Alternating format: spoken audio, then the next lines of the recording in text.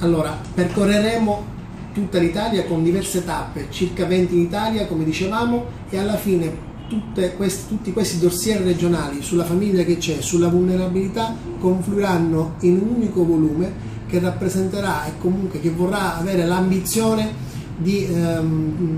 evidenziare la famiglia che c'è nel paese, quindi da nord a sud, presentandola sotto il profilo delle vulnerabilità, come dire, quali sono le criticità, ma anche i punti di forza della famiglia italiana, vista da chi? Vista non solo dagli istituti di ricerca o dai dati importantissimi degli istituti di ricerca, ma vista soprattutto anche dalla società civile, dalle istituzioni, dalle stesse famiglie, perché ci sarà anche un coinvolgimento che riguarderà le stesse famiglie nel corso di questo